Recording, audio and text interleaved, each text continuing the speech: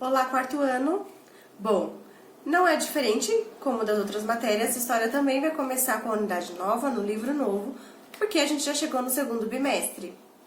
Pessoal, este conteúdo é muito legal. Sabe por quê? A gente vai falar sobre os indígenas. Lembra que nas nossas últimas aulas nós acabamos falando um pouquinho sobre isso?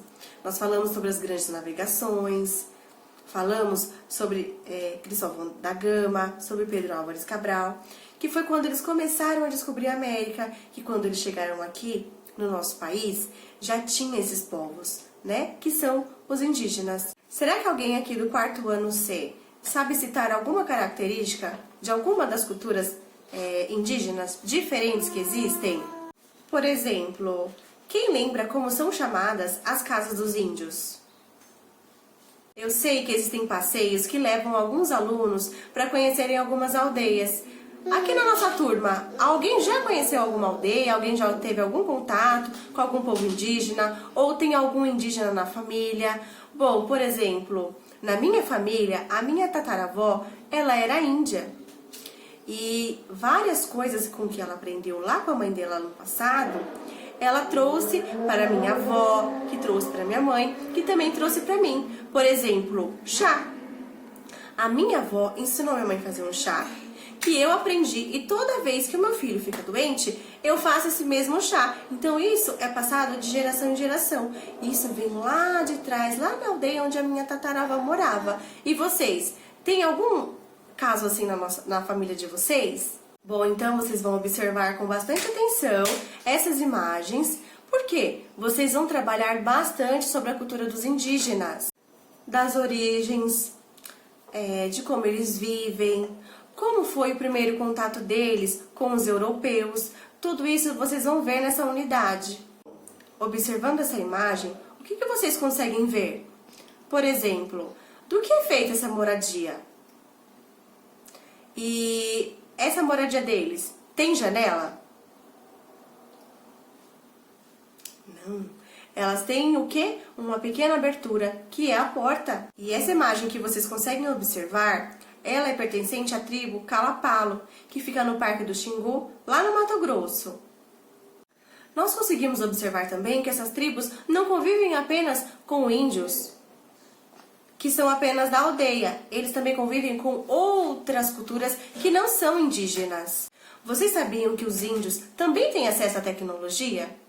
Muitos povos usam isso até a favor, fazendo o uso da tecnologia para ajudar, para poder pedir ajuda ao governo, para a proteção do território deles, para que eles sejam representados. E falando nessa imagem, o que vocês acham que as crianças estão falando nesse vídeo? O que será? Acham importante compartilhar com outras pessoas o dia a dia de vocês?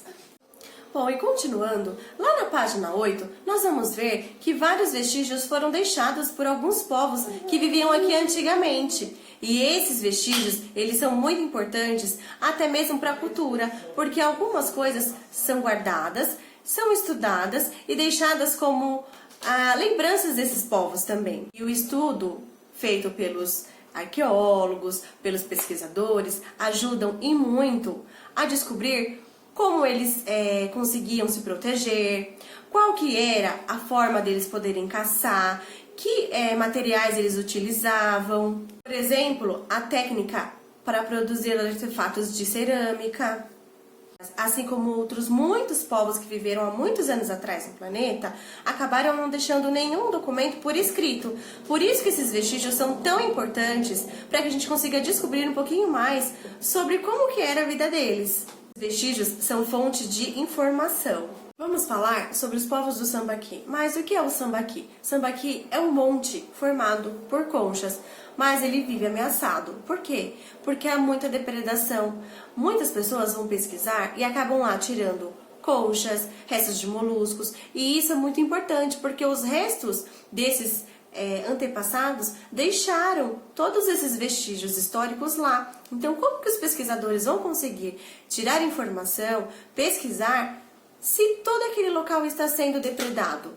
Além das conchas, né, tem muitos fragmentos da cerâmica, dos utensílios que eles usavam. Então isso seria muito legal de deixar preservado, de poder ter um estudo em cima, né? Porque aí eles poderiam descobrir muitas coisas sobre a cultura desse povo. Então, a ação de algumas empresas que usam parte desses materiais como calcário, eles fazem cal e cimento, mas acabam deixando de ter partes de informação, né, de antigamente, dos antepassados, para poder trabalhar nessa fabricação desses produtos.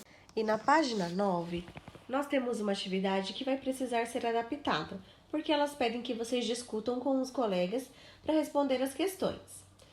Mas vocês vão prestar bastante atenção na explicação e a gente vai conseguir juntos responder essa questão. Vamos lá? Primeiro, eu gostaria de saber se vocês conhecem a história de Luzia. Quem conhece, pode comentar aqui embaixo no vídeo. E para quem não conhece, eu vou falar um pouquinho. Luzia é um fóssil com aproximadamente 12 mil anos.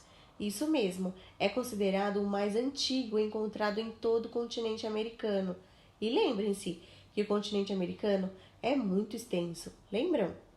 Bom, vocês vão observar a imagem da Luzia com bastante atenção e vão explicar o porquê esse fóssil é tão importante. Lembrando que esse fóssil foi encontrado no município de Pedro Leopoldo, no estado de Minas Gerais, aqui no nosso país. E para os pesquisadores, Luzia e o povo de qual ela fazia parte habitaram essa região por quase 4 mil anos e eles sobreviviam da coleta de alimentos e da caça. Bom, será que agora vocês têm informações suficientes para responder a questão? Eu tenho certeza que sim. Uma boa atividade para vocês, um grande beijo e até a próxima, pessoal!